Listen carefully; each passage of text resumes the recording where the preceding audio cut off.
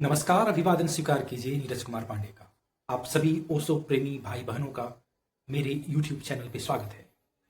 आज मैं भगवान रजनीश के एक ऐसे प्रवचन के साथ आपके सामने उपस्थित हुआ हूँ जिसमें भगवान ने मनुष्य की काम वासना की विकृति के बारे में बतलाया है।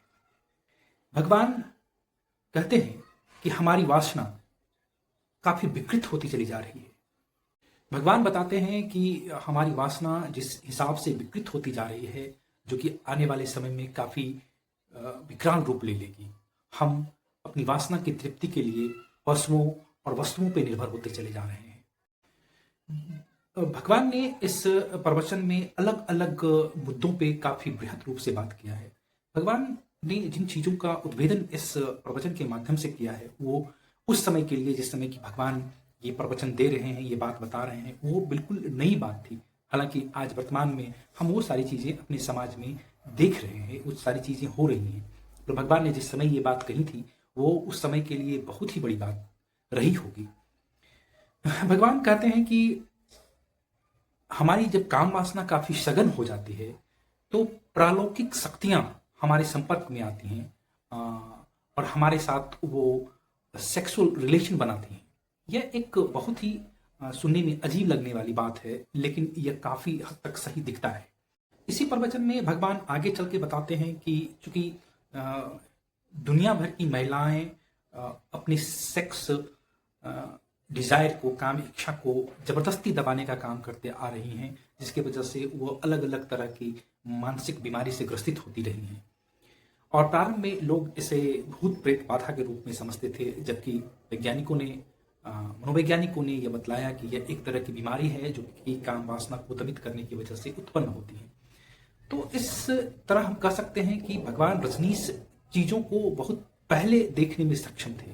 वो समय अतीत थे, वो सारी चीजों को बहुत बेहतर तरीके से देख सकते थे, आने वाली चीजों को वो देख सकते थे, और उन्होंने बहुत ही विस्तृत रूप से चीजों को बतलाया है, और जो कि निश्चित तौर पे हमें और आपको जीवन को सरलता से जीने में काफी मददगार साबित हो सकता है। तो चलिए हम सभी मिलकर भगवान के इस प्रवचन से सीखते हैं, समझते हैं और उसके अनुरूप जीवन जीने का प्रयास करते हैं। वीर ब्राह्मण की परिभाषा में कह रहे हैं, जो देवता, मनुष्य तथा त्रियंच संबंधी सभी प्रकार के मैथुन का मन, वाणी और शरीर से कभी सेवन नहीं करता, उसे हम ब्राह्मण कहते हैं। सुन के थोड़ी हैरानी होगी कि महावीर कहते हैं जो देवता, मनुष्य, पशु, पक्षी किन्हीं का भी मन, वाणी और काया से मैथुन का सेवन नहीं करता, उसे हम ब्राह्मण कहते हैं। तो ब्राह्मण एक उपलब्धि है, एक चित्त की दशा है जहां वासना बिल्कुल तिरोहित हो गई है, जहां वासना किसी भी रूप में नहीं पकड़ती।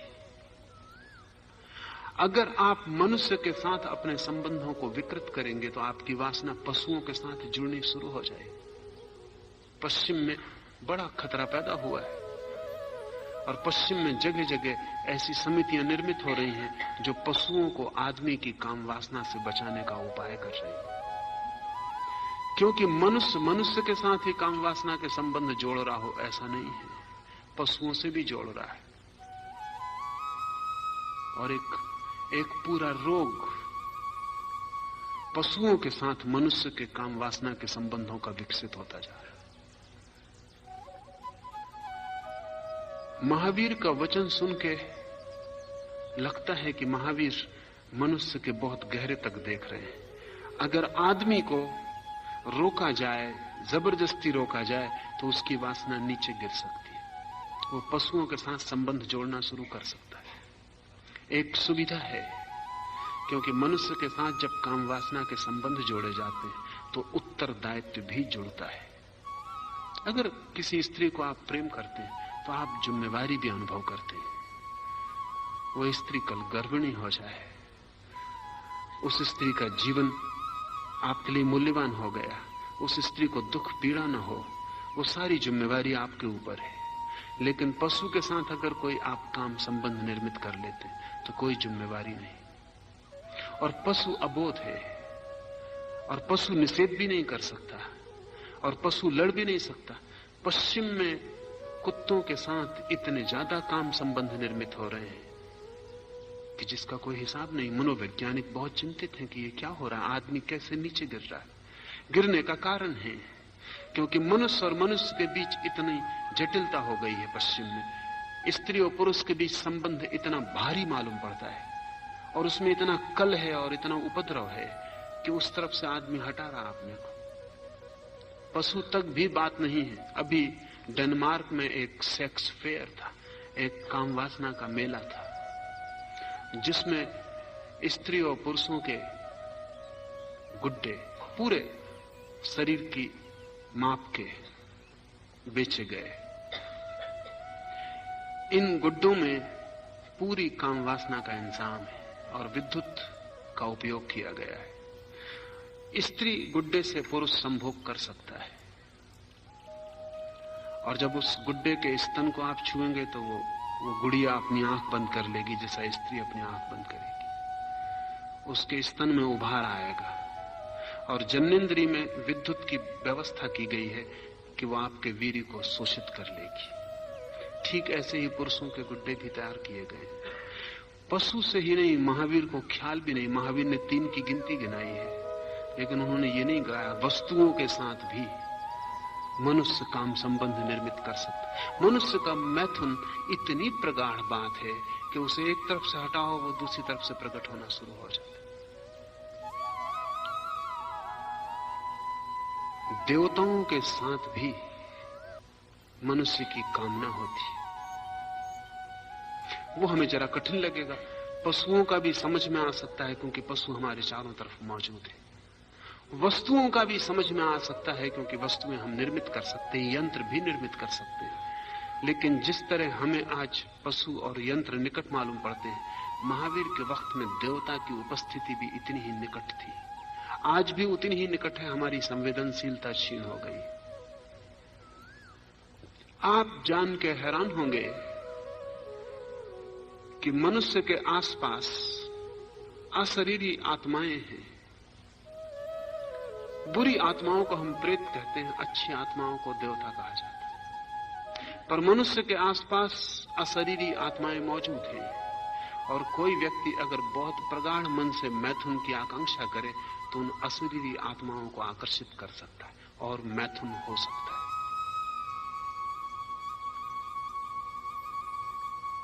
कई बार जब आप स्वप्न में मैथुन कर लेते हैं तो जरूरी नहीं कि वो स्वप्न ही हो। इसकी बहुत संभावना है कि कोई अशरीरी आत्मा संबंधित हो।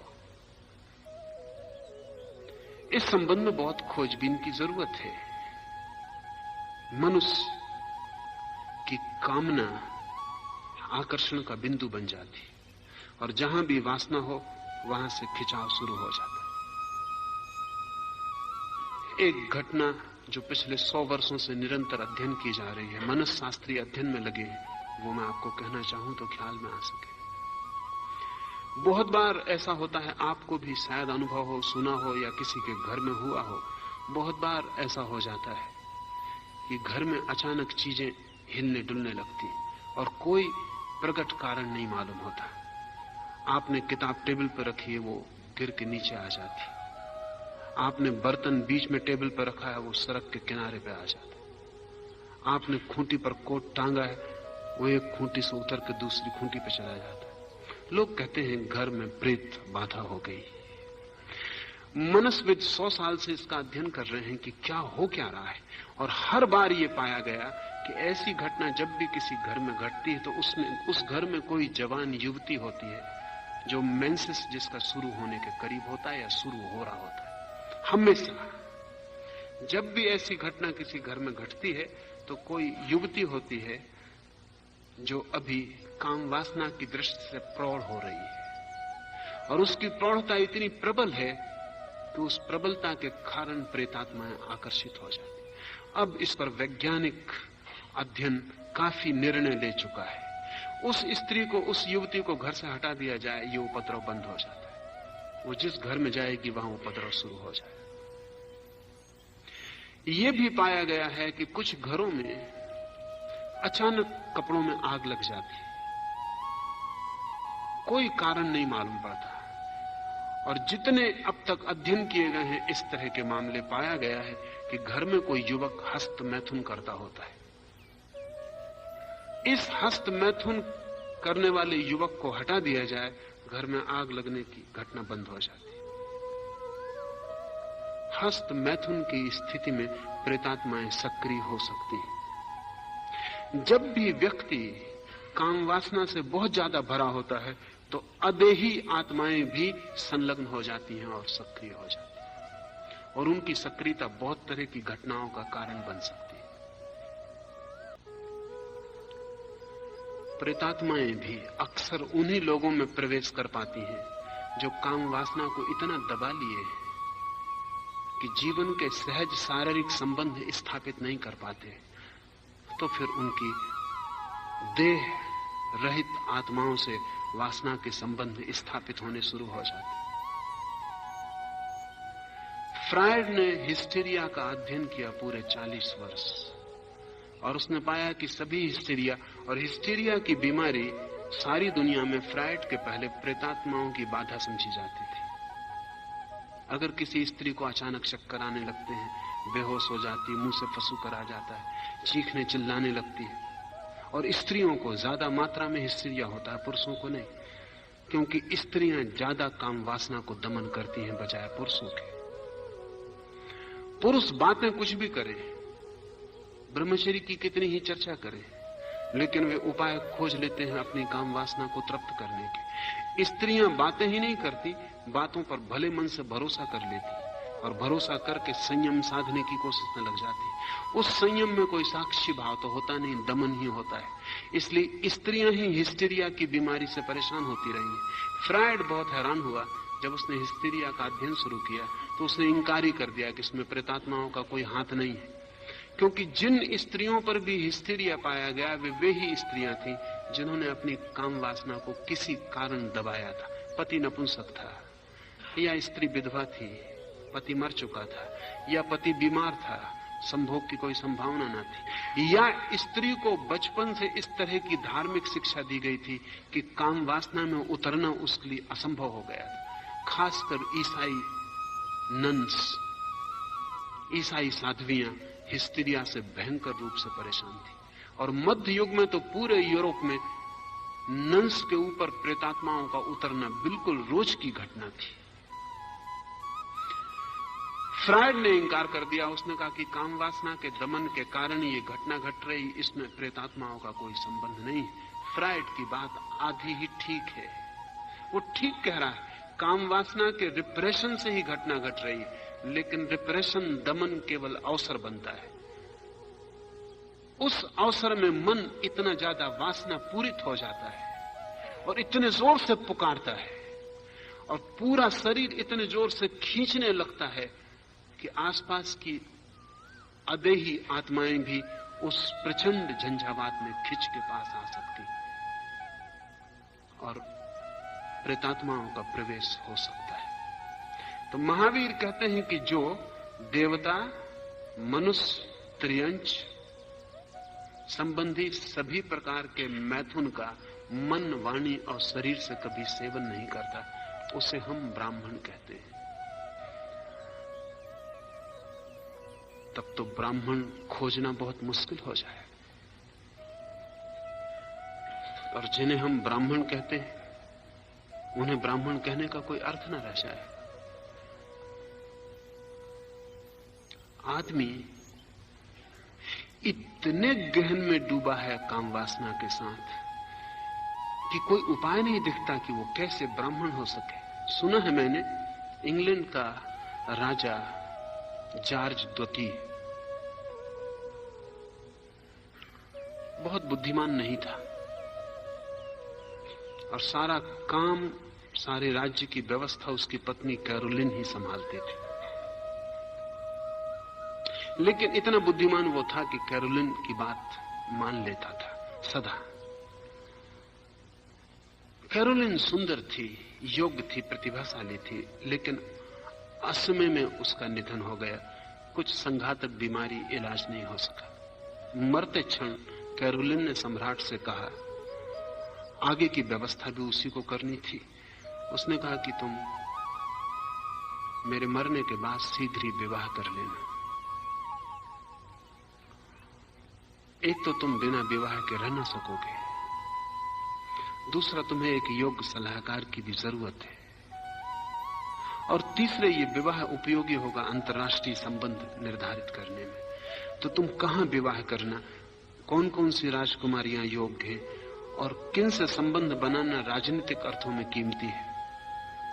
लेकिन जॉर्ज दोती जार जार आंसू गिराने लगा और उसने कहा कि नहीं, बिल्कुल नहीं।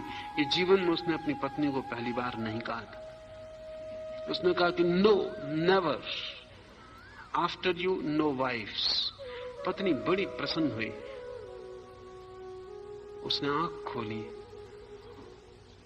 लेकिन प्रसन्नता क्षण भर में खो गई, क्योंकि जॉर्ज आंसू बहा रहा था, छाती पे हाथ रखे था और कह रहा था, नहीं, कभी नहीं, no more wifes after you, only मिस्ट्रेसेस।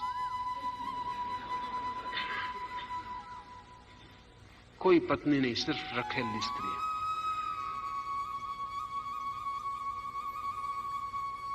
वासना बड़ी गहरी है, और उसकी गहराई को बिना समझे जो उसके साथ कुछ भी करने में लग जाता है, वो झंझट में पड़ेगा। सब सिद्धांत ऊपर रह जाते हैं, सब शास्त्र ऊपर रह जाते हैं। काम वासना बड़े केंद्र पर, वहां तक कोई शास्त्र पहुंच नहीं पाता, कोई सिद्धांत नहीं पहुंच पाता। आप ऊपर से प्रभावित होकर निर्णय और संकल्प ले सकते हैं, वे निर्णय ऊपर कागज की लेबल की तरह चिपके रह जाएंगे और आप झूठे आदमी हो जाएंगे। मुल्ला नसरुद्दीन एक दिन निकल रहा है घोड़े से, घोड़े पर बैठकर। एक मकान से रोने की आवाज सुनाई पड़ती है। कोई रात के 12 बजे तो रुक जाता है, दयावश भीतर जाता है। एक नग्न स्त्री बिस्तर पर बांध दी गई है, किसी ने बुरी तरह उसे सताया है, शरीर पर चोट के निशान है, और वो स्त्री रो रही है। और वो नसरुद्दीन को देख कर कहती है कि बड़ी कृपा की कि आप आ गए, मुझे मुक्त करें। डाकुओं ने हमला किया, उन्होंने मेरे पति को बेहोश कर दिया, मेरे साथ व्यभिचार किया, और मेरे पति को बेहोश हालत में वे घसीट के घर के बाहर ले गए। पास पड़ोस में कोई भी नहीं है, लोग किसी निकट के मेले में चले गए, हम अकेले थे, मुझे बचाओ, बड़ी कृपा की तुम आ गए। नसरुद्दीन को आंसू आ जाते हैं दया से।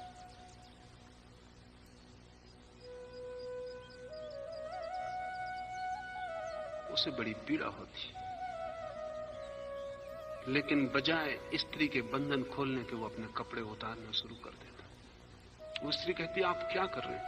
नसरुद्दीन कहता है कि माफ करें, excuse me lady, but this day is not lucky for you. आज का दिन तुम्हारे लिए सौभाग्यपूर्ण नहीं। मैं तुम्हें बचाना चाहता हूं, लेकिन बचा नहीं सकता हूं। सारी दया, सारे ब्रह्मचर्य, सारे शास्त्र, सारे उपदेश ऊपर रह जाते हैं। अवसर मिले आपको तो आप सबको अलग रख के अपनी वासना को पूरा कर लेंगे। अवसर न मिले तो आप सिद्धांतों की बातें करते रह सकते हैं। सोचे, एक सुंदर युवती नग्न पड़ी हो, आसपास कोई भी नहीं, कोई खतरा नहीं, पति को डाकू उठा के ले गए, बहुत कठिन हो जाए। शायद आपने सुना हो कि मिस्र की खूबसूरत महारानी क्लियोपेत्रा जब मर गई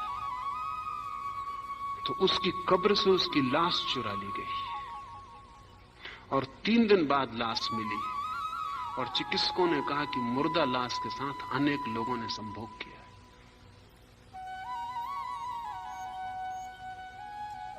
मरी हुई लाश के साथ। और निश्चित ही ये कोई साधारण जन नहीं हो सकते थे जिन्होंने क्लियोपेत्रा की लाश चुराई होगी, क्योंकि क्लियोपेत्रा की लाश पर भयंकर पहरा था। ये जरूर मंत्री, वजीर, राजा के निकट लोग, राजा के मित्र, शाही महल से संबंधित लोग, सेनापति, इसी तरह के लोग थे, क्योंकि क्लियोपेत्रा की लाश तक भी पहुंचना साधारण आदमी के लिए आसान नहीं था।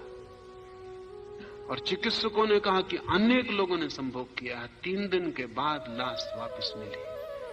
आदमी की वासना कहां तक जा सकती है कहना बहुत मुश्किल है, एकदम कठिन है। और महावीर कहते हैं ब्राह्मण वही है जो काम वासना के ऊपर उठ गया हो, जिसे किसी तरह की वासना न पकड़ती हो। क्या ये संभव है? संभव है। असंभव जैसा दिखता है लेकिन संभव है। असंभव इसलिए देखता है कि हमें ब्रह्मचर्य के आनंद का कोई भी अनुभव नहीं है। हमें सिर्फ काम वासना से मिलने वाला जो क्षण भर का सुख है, सुख भी कहना शायद ठीक नहीं, क्षण भर की जो राहत है, क्षण भर के लिए हमारे शरीर से जैसे बोझ उतर जाता है। बायोलॉजिस्ट कहते हैं कि काम संभोग छींक से ज्यादा मूल्यवान नहीं है। जैसे छींक बेचैन करती और नासापुट परेशान होने लगते हैं और लगता है किसी तरह छींक निकल जाए तो हल्कापन आ जाता है, ठीक करीब करीब साधारण काम वासना छींक से ज्यादा राहत नहीं देती। बायोलॉजिस्ट कहते हैं जन्नेन्द्रिय की छींक, शक्ति इकट्ठी हो जाती है भोजन से, श्रम से, उससे हल्का होना जरूरी है। इसलिए वे कहते हैं कोई सुख तो उसमें नहीं है लेकिन एक बोझ उतर जाता है। जैसे सिर पे किसी ने बोझ रख दिया और फिर उतार के आपको अच्छा लगता है। कितनी देर अच्छा लगता है? जितनी देर तक बोझ की याद रहती है तो बोझ भूल जाता है, अच्छा लगना भी भूल जाता है। ये जो काम वासना जिसका हम बोझ उतारने के लिए उपयोग करते रहे हैं और हमने इसके अतिरिक्त कोई आनंद नहीं जाना है, छोड़ना मुश्किल मालूम पड़ती है। क्योंकि जब बोझ घना होगा तब हम क्या करेंगे? और आज की सदी में तो और भी मुश्किल मालूम पड़ती है, क्योंकि पूरी सदी के वैज्ञानिक ये समझा रहे हैं लोगों को कि छोड़ने का न तो कोई उपाय है काम वासना, न छोड़ने की कोई जरूरत है। न केवल ये समझा रहे हैं बल्कि ये भी समझा रहे हैं कि जो छोड़ता है वो ना समझ है, रुग्ण हो जाएगा, जो नहीं छोड़ता वो स्वस्थ है। शायद आप आधुनिक साहित्य से जरा भी परिचित नहीं होंगे, क्योंकि भारत करीब करीब 200-300 साल पीछे की हालतों में मन से भी जीता है। लेकिन इधर 100 वर्षों में पश्चिम में ऐसा साहित्य निर्मित हुआ है जिसका वैज्ञानिक समर्थन है, जो कहता है कि नियमित काम वासना में जाना आदमी के स्वस्थ होने के लिए जरूरी है। जो आदमी नहीं जाएगा नियमित काम वासना में वो अस्वस्थ हो जाएगा। वैज्ञानिकों की खोजें समझा रही हैं आदमी को कि काम वासना मनुष्य का चरम अर्थ है, उसके आगे न कोई अर्थ है, न कोई प्रयोजन है, न कोई आनंद है। धर्म की बातचीत सब बकवास है। आदमी एक पशु है और पशु से ज्यादा होने की कामना ही सिर्फ भ्रम है, एक सपना है। और बड़े बेहूदे प्रयोग भी विज्ञान के नाम पर चल रहे हैं। अमेरिका में सेक्स लैब बनाए गए हैं जहां मनुष्य की काम वासना का वैज्ञानिक अध्ययन हो रहा है, जो कि बड़ा अजीब है, बड़ा अमानवीय है, जिसको हम सोच भी नहीं सकते। एक प्रयोगशाला में 700 स्त्री पुरुषों ने वैज्ञानिकों के सामने, कैमरों के प्रकाश के सामने फिल्म ली जा रही है, चित्र उतारे जा रहे हैं, थर्मामीटर जांच कर रहे हैं, पुरुष की इंद्री में क्या घटनाएं हो रही हैं उनका रिकॉर्ड लिया जा रहा है, स्त्री की योनि में भीतर क्या शारीरिक घटनाएं घट रही हैं उनका रिकॉर्ड लिया जा रहा है। 2500 यंत्र लगे हुए हैं, 2500 लोग खड़े हुए, 700 लोगों ने इस समूह के सामने संभोग करके दिखाया ताकि अध्ययन किया जा सके। अध्ययन हुआ भी और कीमती नतीजे भी हाथ आए। लेकिन मेरा मानना है कि जो दो व्यक्ति 50 लोगों के सामने मंच पर संभोग कर सकते हैं, इतनी यांत्रिक व्यवस्था और आयोजन के बीच उनका संभोग यांत्रिक होगा। उसमें से मनुष्य तो विदा हो गया, वो सिर्फ दो शरीरों का संभोग होगा, और वो भी एकदम यांत्रिक। और ये मनुष्य भी ऐसे होना चाहिए जिनकी चेतना करीब करीब मर चुकी है।